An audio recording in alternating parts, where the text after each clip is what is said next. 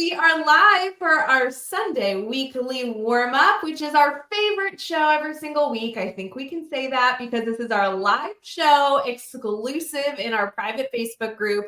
And then, of course, streaming later on the following Monday, every social media platform possible, and as an episode of Teach Better Talk. But this one's fun. This one airs exclusively in our group. I can't even speak, so I'm so excited to be here. We love the comments. The comments are a huge part of our show, and we love being able to interview fantastic people. The last few weeks, we had Mickey Smith Jr., Jackie Motion, and of course, now we have the one and only Dr. Neil Gupta joining the show, which I know he's a fan favorite, and that's why he's here. It's going to just be so fun. I'm really thrilled to be back, and thankfully, Brad Hughes is here to actually bring the value in the conversation, so we'll be right back.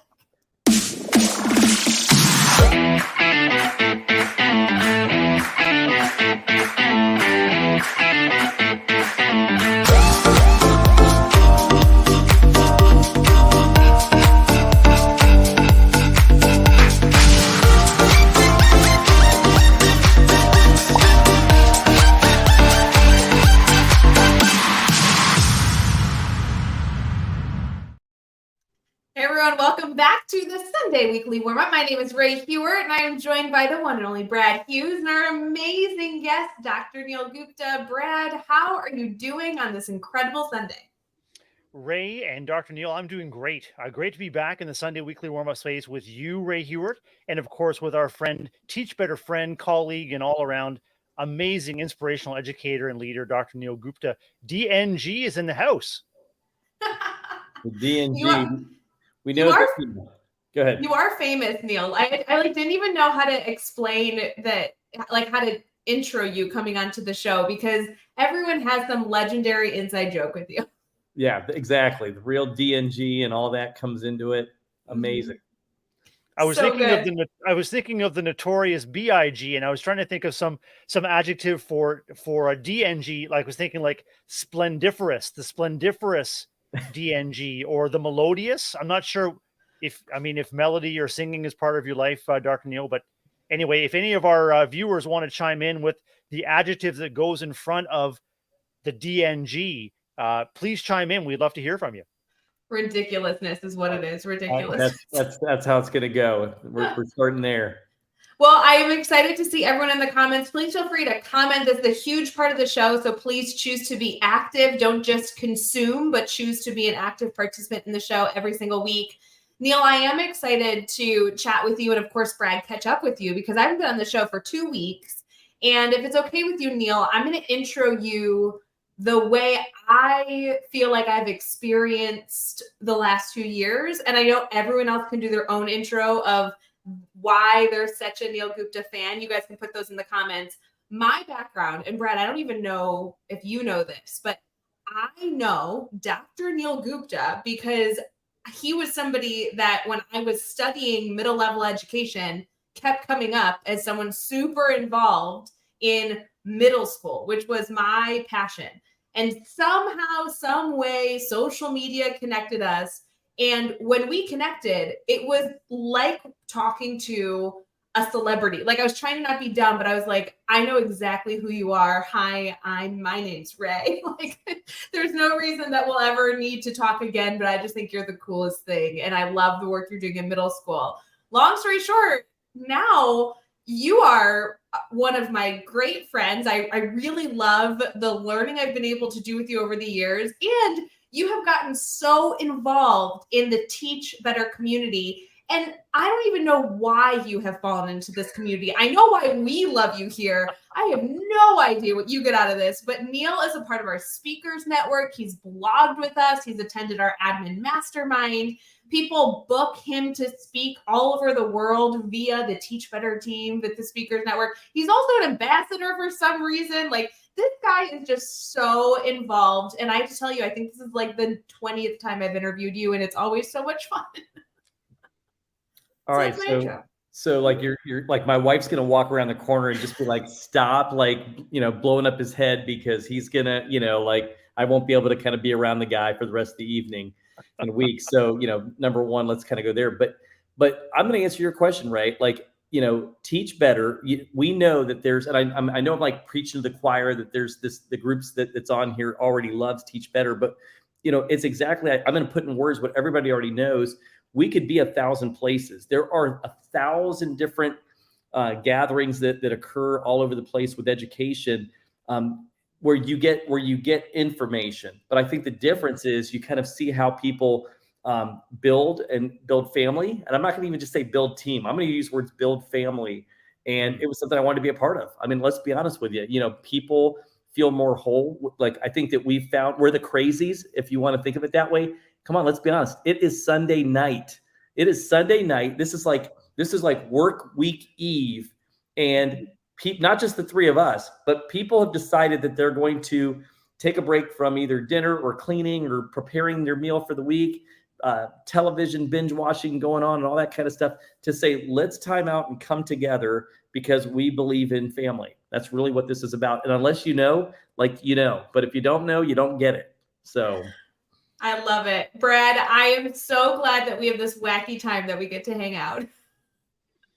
It is an amazing time. It's an hour that I truly look forward to each and every week. Not just the opportunity to reconnect with you and with guests like Dr. Neil, but an opportunity to come together, as Dr. Neil said, with our Teach Better family in the comments. And later on in the week, I look forward to seeing how people are responding to our conversations. I love bringing guests like Dr. Neil to the fore to help them share their awesomeness, not only what Dr. Neil does, but how he does it. I mean, Ray, you've described Dr. Neil as sort of a rock star, like someone who is well known and has a lot of renown in educational communities. But I've had the pleasure of meeting Dr. Neil in person at Teach Better 22, and Dr. Neil is among the most humble educational leaders and agents in our space. And I think that's what makes him. I'm talking about Dr. Neil like he's not even here. So, but it's. I think that's what makes Neil. I think it's what makes you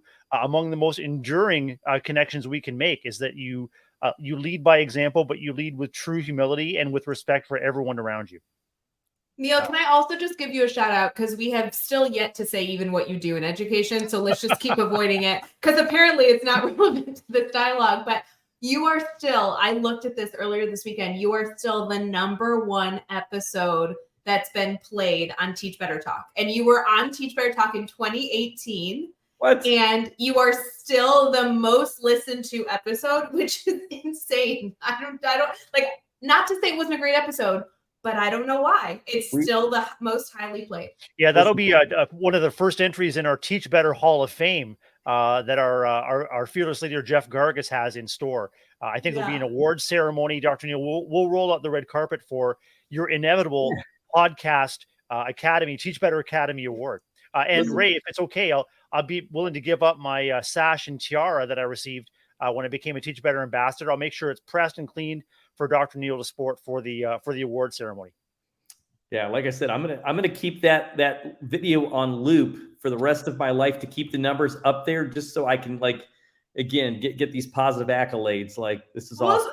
Yeah, it's so funny. But okay, so Neil, we've talked about you far too much. I know that you are an incredibly humble and wonderful, normal human being. So I actually really enjoy interviewing you and talking you up, because I know inside you're like, okay, can we stop? Let's talk about something else. Let's move on. But just to confirm, actually something interesting I think our community will find some interest in is you actually just took a new position, and not to put words in your mouth, but other people would have said you were in the dream role previously. So you had the dream job that most people would be like, you stay in that job forever. Now you're in a new job, which I hope you're enjoying, but to be honest, I know that this role can only be really, really challenging. I would love to hear all about the past few months, right? Like, you really made a big transition and you moved. So Tell us, how's life? Yeah, so I would say this was about November last year. It was awesome that my superintendent actually, and again, that previous district, walked into my office. It was like 7 a.m. For some reason, I was in there and he was in the office, and he walks in and he said, "You're going to Oakwood." And then he leaves my office and just walks away. So I'm like chasing after him. Am I getting fired? Is there something going on? Or is there something I didn't know? And And, he said, it's time for you to go. Like I'd been in the past position for 8 years, and you're right. Dream position. And when we talk about dream positions, it's not about the title. It's you're in this fine old machine, right? Like this, the team around you is respects one another highly. You're taking care of crisis after crisis, or moving forward some great leadership things, and things are just working on all cylinders. And they were affirming to me, like they were, letting me have that latitude to lead and grow, which is exactly a healthy space and place you're supposed to be, right? And but the timing of my personal life was also, so you've got that challenge that he'd kind of prompted. I've got 2 boys at home. One was this past spring graduating college, and one was graduating high school. And so just the idea of like, we're going to go through family stages. We're going to become empty nesters in our house. And if something's going to happen, this is the time to do it. We had made some transitions while the kids were young, moving districts, and it takes a toll on the family. And this was an opportunity of kind of having this clean slate to be able to make this next move, my wife and I. And so we did. We packed up and we moved. Actually, we moved 3 times this summer. One son out of college dorm apartment to out to workforce. The other one graduated high school, moved him to college, Akron University. And then the third one was just moving physically, and so I could become a superintendent in a beautiful suburb of Dayton. It's called Oakwood, Ohio. That's too much moving, but all good things. But as somebody who is far away from you can get me to move again, I just don't know how you handle that much moving. But I'm so glad it worked out. Yeah, my wife, I can actually get near her now, and she doesn't want to kill me for the boxes and the boxes and the I was gonna say, it's the boxes and the tape and the Sharpies everywhere, and you're like, oh. Yes, and I unfortunately had to go to work every day in an air-conditioned, building and around coffee and everything else. But my wife was awesome at unboxing and taking care of all the logistics, and it's been beautiful. So yes. Thanks. Okay, and Brad, you started a new position this year as well, and so you both are a few weeks in, or I say weeks, but it could be months or weeks into. Oh my God, I now have a new dream job, and I'm doing it. Right? Yes, absolutely. The way I kind of think of it now in this transition is, I lost 2 boys. They're moved out, but I gained 2,188 kids in our school district, and it's been beautiful. Our community's been very welcoming. Our schools are just beautiful. Our kids are very respected, and just, they say hi to me, and then they're just excited. And we just have these, I can already tell there's the early onset of bonding that's occurring. The staff is amazing. They're very hardworking. Just everything on the up and up has been amazing. So fun. Brad, you're officially back. How's the past few days been for you? It's been fantastic. A wonderful start to the new school year in a new school community, in a rural school setting for me. I mean, we have a fairly large district, Ray, here in Southern Ontario, over 110 schools, elementary and secondary. And I was placed in a school in New Hamburg, Ontario, a wonderful town, a beautiful community, and a real community feel. I mean, there are 2 public schools and a Catholic school in the village, and each one is a true community hub. And I'm in a place where generations of family members have attended. And so I'm, learning about not only what it means to work and to serve in a small town, but also to know what those community connections mean, and my new role to enhance them and to benefit from them along with everyone in the school community. I know we're going to have such a rich conversation moving forward with just the knowledge that you guys bring to these new positions, and obviously having everybody here all together on a Sunday. I will say, because it's Sunday, we haven't officially transitioned to anything official. I'd love to challenge everyone in the comments to answer this question that I'm going to pose to our group here. I want you guys to tell us one highlight from your weekend. It's Sunday. It's still Sunday. We still actually have hours and hours before the craziness begins on Monday. We're all together here. Let's do a really quick celebration blast of something that we are happy about that happened this weekend. Brad, Neil, who wants to go first? Neil, I'm gonna leave it to you to start. Okay. Yeah, so I'm going to count the weekend starting on Friday 4 o'clock or 5 o'clock. I think that's fair. Like teachers too. Like it's like as the moment the bell rings, it's the weekend. Yeah. So this will give you a glimpse at like the things that I get to do, like I want to do. And again, in this new transition, I know that relationships are going to matter the most. Like relationships and visibility are going to matter. Like there are things that you can do to accelerate that by, building trust and building that relationship and just being there and being attentive and supportive and answering questions, but also being visible and being excited and understanding the community is just that much important. So Friday night football game, my wife and I, went to Friday night football game. It was awesome. The band, the cheerleaders, you could smell the hot dogs kind of grilling in the back. And it was just amazing just to kind of cheer on our students. Saturday morning, so that was Friday night. Saturday morning, junior high field hockey. So got to go see some junior high field hockey. Yeah. That afternoon, high school field hockey. That evening, high school girls soccer. So we had 4 events over the weekend for just a chance for us to kind of be around kids, being around our parents, cheering our kids on. And ending with the best sport, soccer obviously being the best. Well, so like this. So and Ray and Brad, you both know, we talked about this right before we jumped on live, was because of Teach Better 22 at Akron, right outside Akron University. My son was with us. He came with us that time, and you got the chance to meet him. He was while I was at the conference, he was attending and taking a visit of Akron University. Fell in love with it based on that weekend. And so he's now there right now. He's got a high school girlfriend who plays soccer for University of Akron, and she was playing down here in the Dayton area. So we got to drive over and we got to see her. So that was today. So that was our fifth sporting event that we got to this weekend.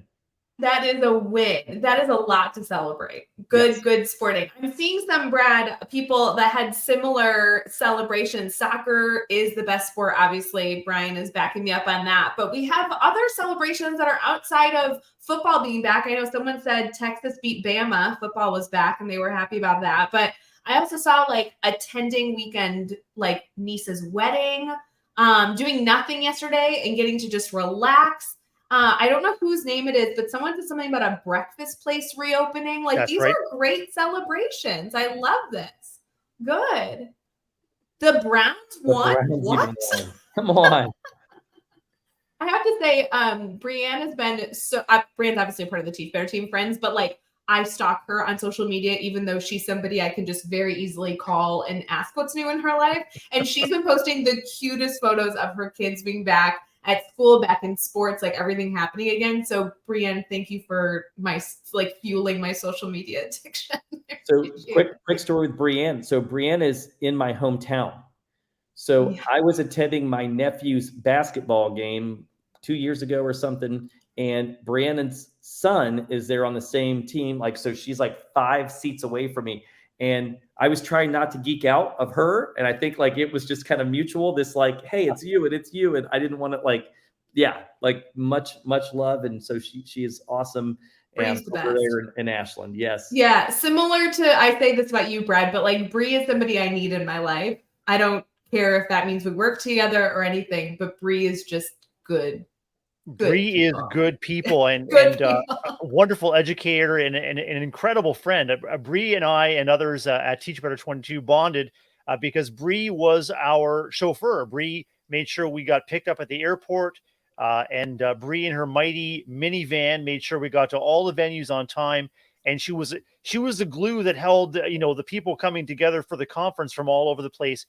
She knew the lay of the land. She was an excellent driver. She was a fantastic navigator and just a wonderful ambassador of people coming together for the conference. It's awesome to stay in touch with Bree. So fun. Okay, wait, before we transition, Brad, your celebration from the weekend, because I love reading the comments, but we got to hear yours. Celebrating a wonderful week back to school. We're also celebrating a healthy dog in our house. Our dog had eye surgery. And my wife, Jennifer, has been extremely diligent in making sure that Charlie had the correct medications. I'm going to say a series of 5 different drops and ointments that had to be done 4 times a day. And thankfully, he went back to the specialist on Friday and got a clean bill of health. He's healing, and he's a 12-year-old pup who's we think he's got the spirit of a puppy still. So we're happy that he's on the mend. And so we celebrated with a relaxing weekend at the lake and walks around the park where we have our trailer, and just some nice relaxing time with reading, crossword puzzles, campfires, and a Blue Jays win. Blue Jays win today in a series sweep for our Toronto Blue Jays against the KC Royals. So it was a good weekend all around. You guys have a lot to celebrate. Ask for one, and you both are like, let me give you 75, but like, I won't say the 76 because you didn't ask. Yeah. Like, no, it's too much. Right.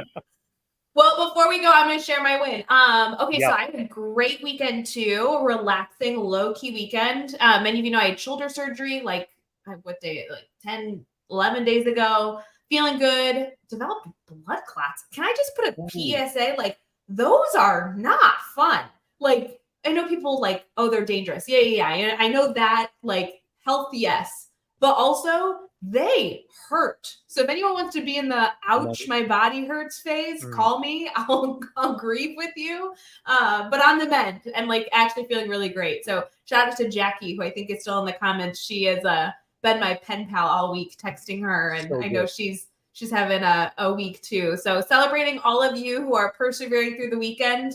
My friend sent me a text on Wednesday or Thursday that said, you know, hey, remember that you can't be sick over the weekend. So anything you're feeling throughout the week, like, has to end because you're not allowed to be sick over the weekend. So I like that logic. I kind of embraced it. And I think it's been a good mental thing. We're going to transition here into some educator conversations. If you have anything specific that you want to discuss, maybe a problem of practice, as Brad would say, throw it in the comments. Otherwise, we have a direction that will be taken. We'll be right back.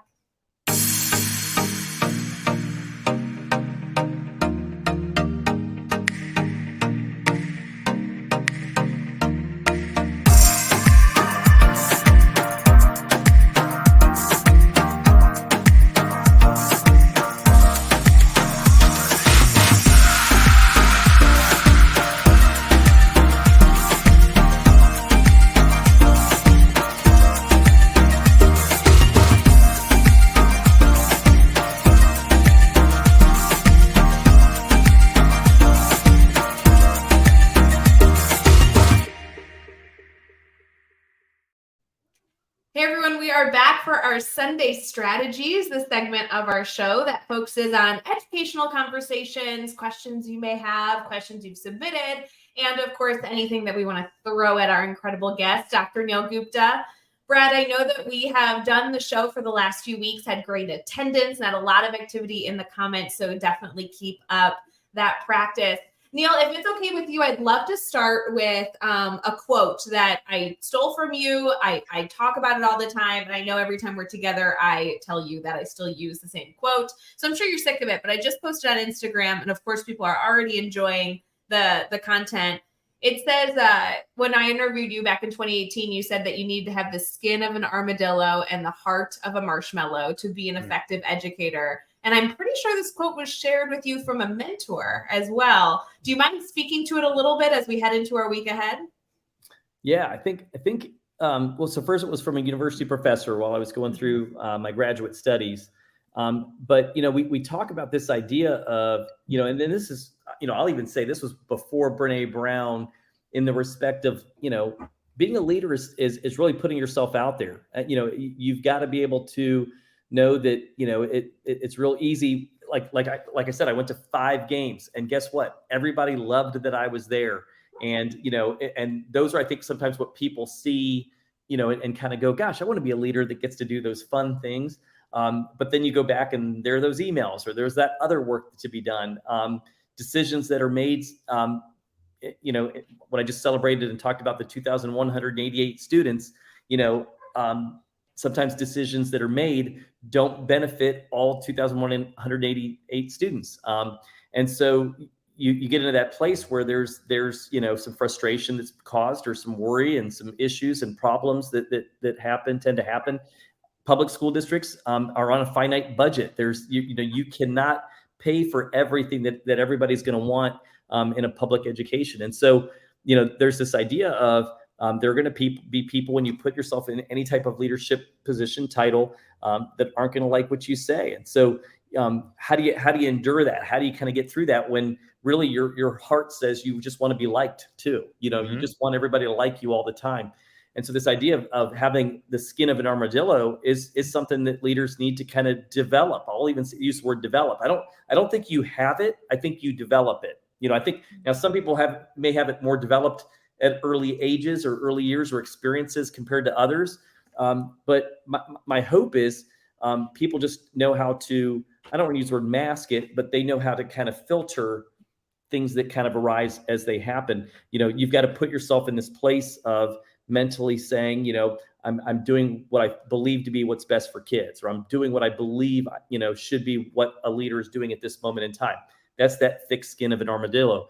But this idea of, and especially in education, the heart of a marshmallow is this idea of we still have to care for kids. We still have to show some empathy. We still have to understand that like the decisions that are made do affect others in possible negative ways. And so this cavalier mindset of I'm making the decision and I'm kind of like not going to think about the effects of how people are going to feel of it really is important, And so I think that you've got to balance both of those constantly, or else you're going to be ineffective.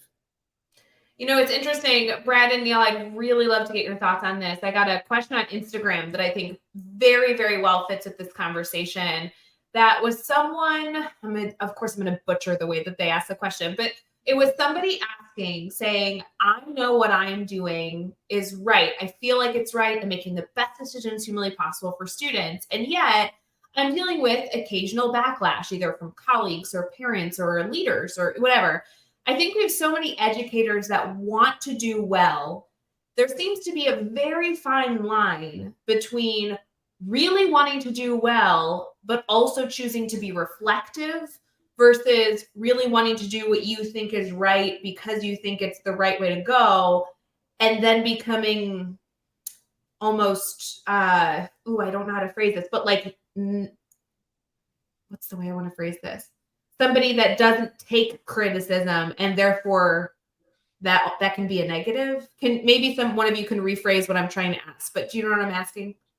Yeah, I hear you. And I think that in each school building and in each district, Ray, there are countless dedicated, heart-led, exceptional educators.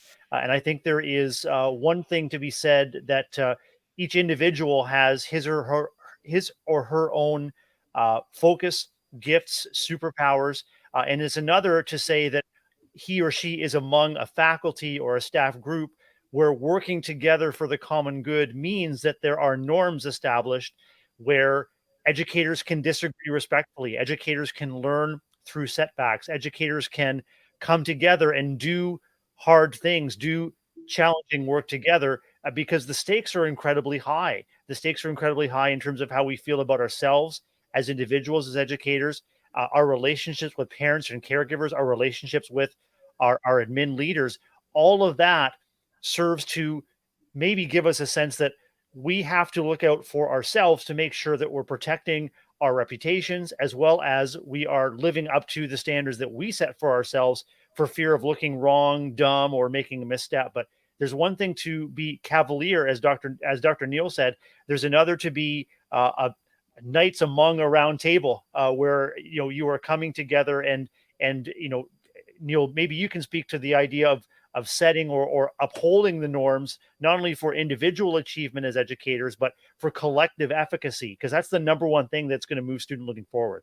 Well, and maybe the question is more so, how do you know when you're being criticized that you should either stick with the plan or change? Yeah.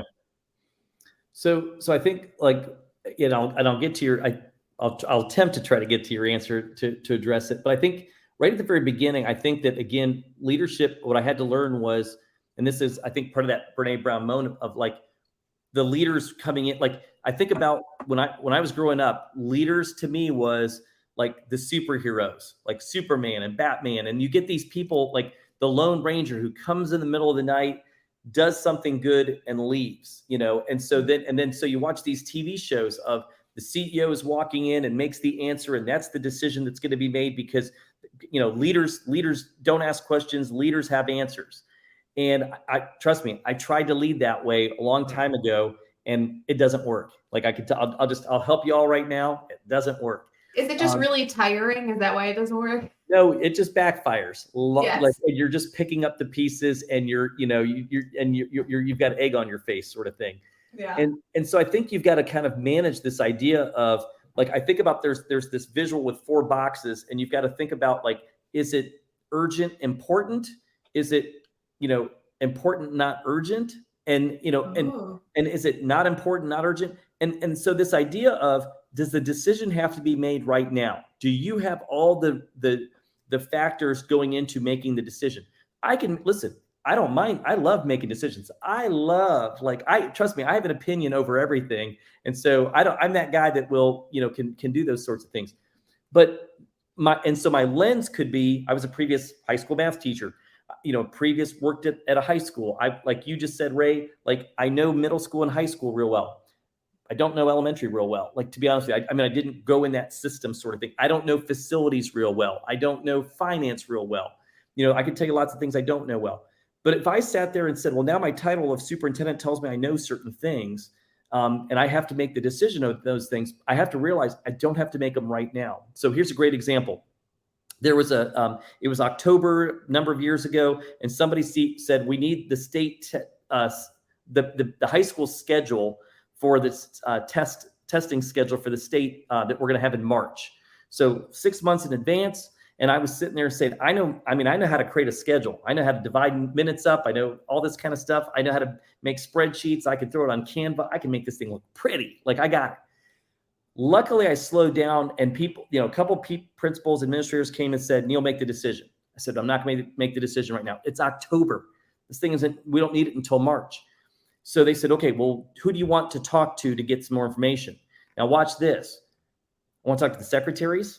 I want to talk to the bus transportation supervisor. I want to talk to the custodians, and I want to talk to the food service, because food service will change. Transportation will say, how about the career center? How about the middle school that will be affected by that schedule, because you might have middle school kids that are taking high school classes.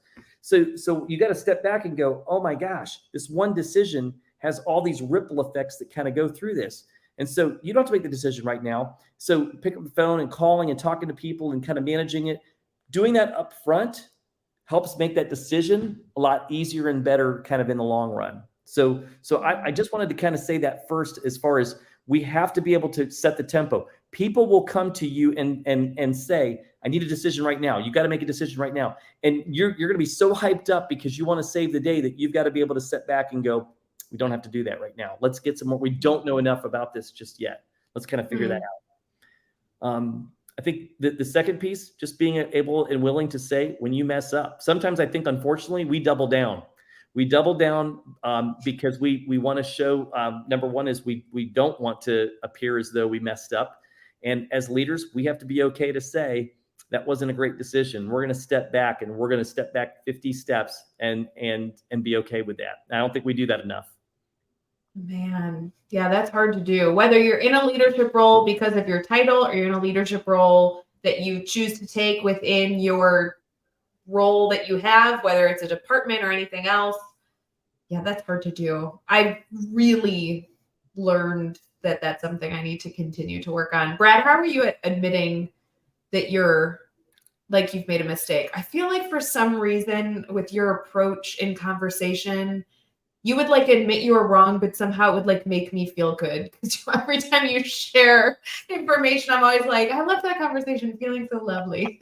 That's so kind. I think I'm getting better and better at being more transparent and more vulnerable, especially if I made a misstep or experienced a setback. And, and as Neil said, I mean, what important modeling it is for anyone, regardless of your role in education, to be vulnerable and admit that you made a misstep or something unexpected happens. We talk about the difference between intent and impact, and sometimes the best laid plans and the most heartfelt intent for something to go well has an impact that either falls flat or causes concern or even causes damage that we didn't intend. So, what important modeling it is for anyone, whether you're a teacher or a secretary or a custodian or a bus driver or a school leader or a superintendent or a director of education. If you've experienced a setback and it affects others, let them know. Let them know what the setback is. Let them know what you've learned. Let them know what steps you're going to take to both correct and amend what's happened, but also to learn through the missteps, through the mistakes, what important modeling that is. And yeah, Ray, I think I'm getting better and better at just being vulnerable and putting it out there when I've messed up and asking for forgiveness and trying to peel back the layers of decisions and being collaborative, like Neil is suggesting, also makes people, it helps to share. It helps, I guess, to share responsibility or share empathy or I guess share the load when there's a misstep, knowing that you've done your level best to consult, to be empathetic to different positions and to different priorities. And you have to go ahead and take the next step. Maybe the next step is a misstep, but you can always say, hey, let's rally from what we've learned. Let's take another new step together. Yeah, I like that. I did the best I could with the information that I collected from the groups of people, and whether it was a misstep or not, I did what I could with the information before me, which is nice. The other thing that you mentioned, Neil, that obviously has to do with your great example was bringing in people that maybe were not the most expected groups, I think is really helpful for any educator watching the show, whether they're watching it live or catching it after the fact, streaming on Facebook, YouTube, Twitter, Twitch, and LinkedIn. We all appreciate when you're here exclusive in the private group on Sundays because we see you all in the comments and we love being able to interact with you and answer your questions. One thing I really valued about the question that initially kind of took us along this route was, how do you know when you're making the right decision? And I think your example was wonderful in you don't. So you bring in people who are going to bring in different skills and strengths and weaknesses than you, and you take all the information you can and you try to make the best step forward. And we almost need to remember that the best step forward might just be a little step. Like, you may not feel ready for quite some time to make the large step that maybe you had intended or would have done initially, but even just those small little steps in the right direction is a great approach. I know Brad loves to quote and always finds the perfect time to quote the Teach Better motto, but like, better today, better tomorrow. Even if you are doing a little 0.5% or 1% better because you got a little bit more information, I think that's a win. So I know a lot of people use our private Facebook group for that kind of crowdsourcing opinions and, leaning on our networks, whether I'm texting one of you or texting people in the comments, trying to find the right answers. That can be really important. So as we're looking at different things that we can share on Sundays, I know all of us are preparing for a wonderful, I'm just going to say it, it's going to be a wonderful week ahead. No matter what you've experienced thus far, it will actually be a wonderful week ahead. Neil, if you had to give maybe your favorite piece of advice, and I know I say that knowing that you're going to give me like 2 or 3 or 77, where do you think we should start? What should our community be considering as they head into school on Monday? Sure.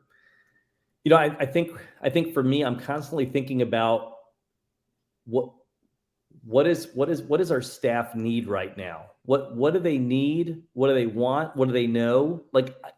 So I think about this idea of just empathy, and it kind of goes back to the earlier part of what we were talking about, but this one too, like, I really am just kind of sitting there, today, tonight, in that reflection mode of, what do our staff need? And then I go through those questions. What do our students need right now? How, what is it that I feel like I think I'm doing, but I'm maybe not meeting their needs right now? And what can I be doing differently? Parents, okay, parent groups, like, what do they not? It may be crystal clear to me, because I've gone through it in my head and I've talked about it in our district administrator meetings, but did that actually translate to them? Like, oh, we sent out that email. Okay, but did it really translate to them? Do they really know? Have I really communicated properly?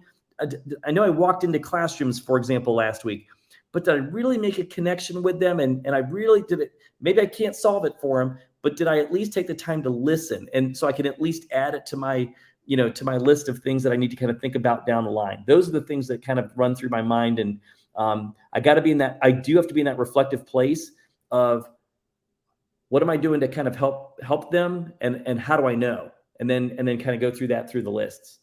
I wonder if that can be like an action step we can challenge our community with. We always love theory. We always love discussing fun stories, but what's the tactical takeaway? I think something I've never done, but could pull from your really great strategies you've been able to share thus far.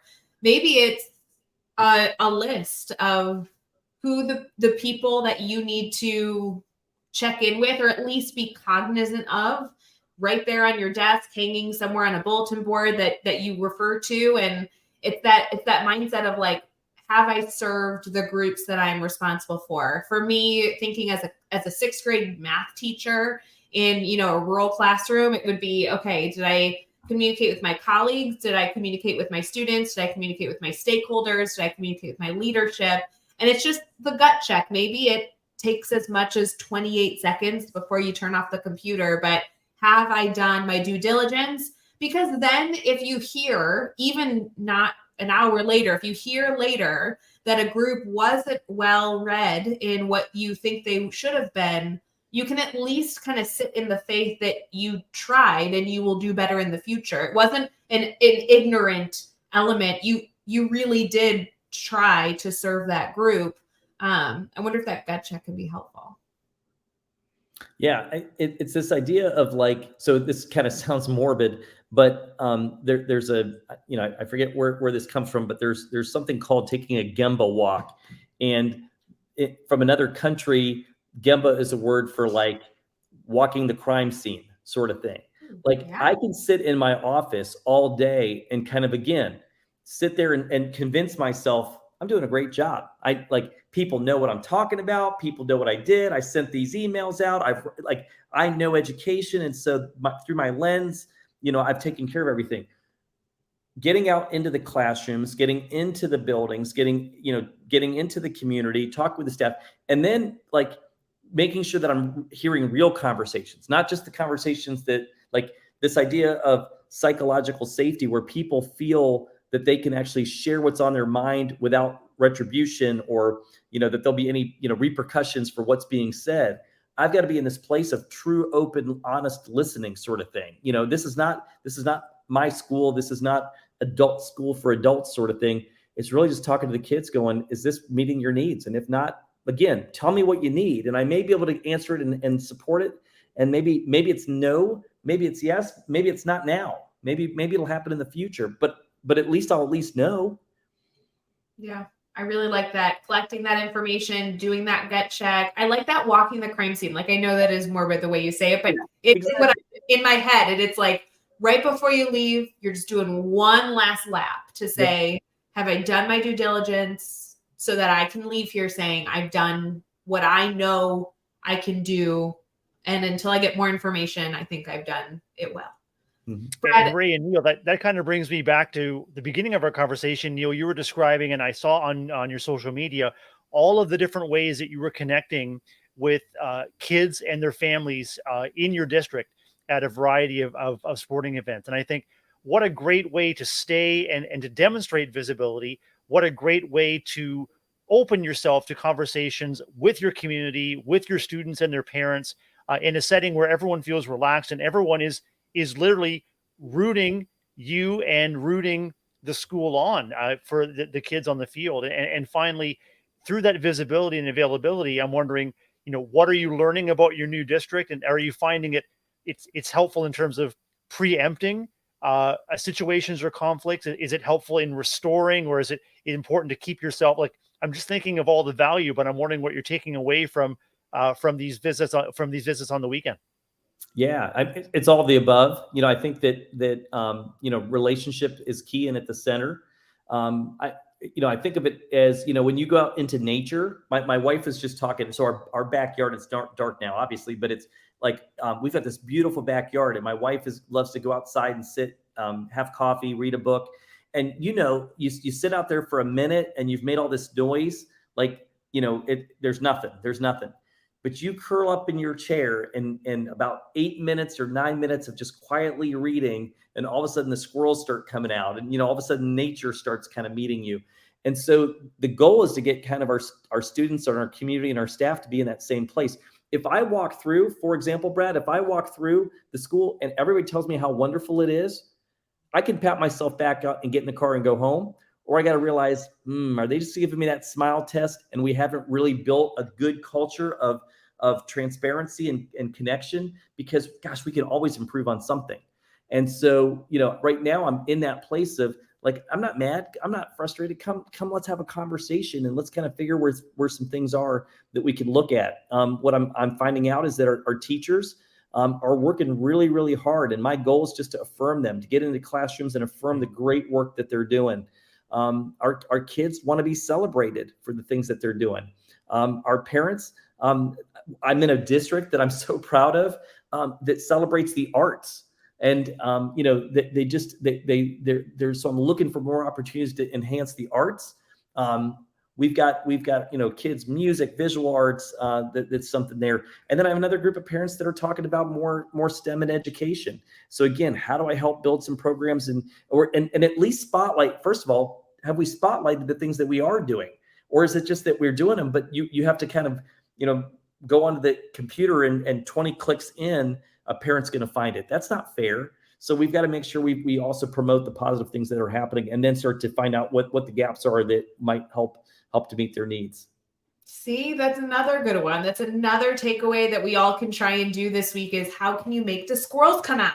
I like this theory. I think this is so fun. How can you make the real culture show and not just walk quickly through and say, oh, there must be nothing here? I think that's so fun. Cool. Brad, I do want to take a moment and tell you that I think you do a really good job. And I know that I always can improve as your co-host, but I love working with you. And one of my favorite moments is about to happen. And I think that you do it really, really, really, really, really, really well. Ray, I don't think my head is going to fit in this little square here in the Teach Better Sunday weekly warm-up space anymore. It is a delight and a pleasure to be your co-host. I learn and grow and enjoy through this space so much. And this is one of my favorite segments coming up right after our break. This is my favorite moment, Neil. Get excited. I'm excited.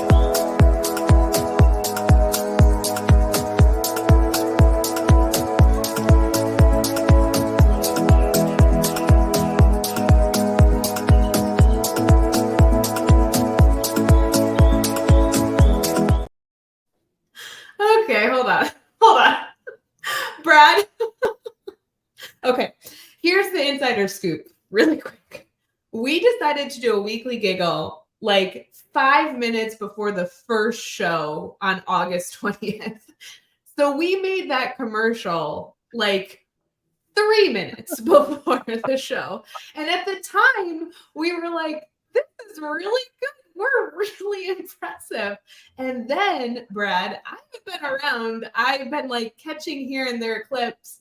That commercial is really lame. And the guy who's laughing is kind of funny. Next time you guys can go back in the episode, rewatch that commercial. The guy is he has a lot of personality. I don't know who he is, whoever is in that commercial, but I like him. I think we need to have him on the show. I'm going to find out where that stock footage came from, and I'm going to identify that individual and make sure that he's invited to join us. And maybe you can do the weekly giggle transition live for us here on Studio. Wouldn't that be amazing? I'm just saying, if you're live with us, or if you haven't noticed that commercial, that when we're not live, rewind and go see. He's got a whole personality for how many seconds? 17 seconds is that guy just giggling to himself, and he's great. We're gonna name him. You gotta hunt him down, Brad. I'm just saying. Anyway, time for our weekly giggle. We're gonna start with sort of a weekly heartwarming moment, and then there'll be a giggle or a groan at the end. And this weekly giggle highlights the work of two well-known celebrities and dignitaries, Oprah Winfrey and Dwayne "The Rock" Johnson, who are donating $1,200 a month to Maui wildfire survivors. Of course, we're aware of the devastation and the dire circumstances in Maui. So our hearts and support to everyone watching or listening that's affected by those destructive fires on the island of Maui. And now celebrity duo Oprah Winfrey and Dwayne "The Rock" Johnson have created a special welfare fund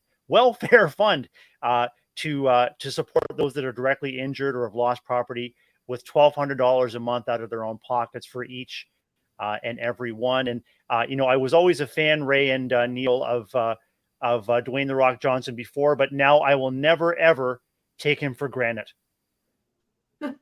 So good. So good. Brad, thanks for giving us a weekly giggle every single week. I do love this segment. He's a pretty nice guy. Yeah.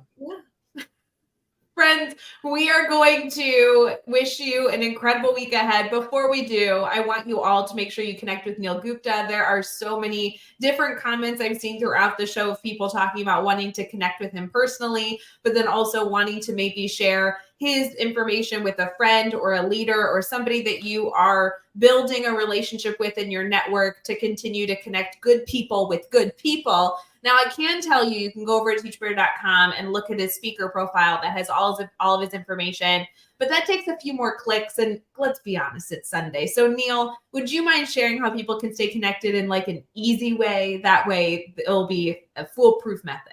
Absolutely. So I'm on Twitter all the time. So you could just follow me on Twitter. Might be the best, easiest way first on. So I'm at Dr. Neil Gupta, and then direct message, send a post to me, anything, and then we'll get in touch. Wonderful, wonderful. Brad, thanks for doing another show with me. I'm excited for next week. I think next week we have a panel that we are organizing. Excited to share with everybody, and more good stuff to come. Excited to dive into conversation with our panel next week, and always excited to connect with Neil. Dr. Neil Gupta, thank you so much for being with us tonight. Always amazing to connect, and I love seeing what you do, and like I said, how you do it too really resonates with everyone in your sphere. So keep on making a big difference. Great, thank you. Happy Sunday. See you.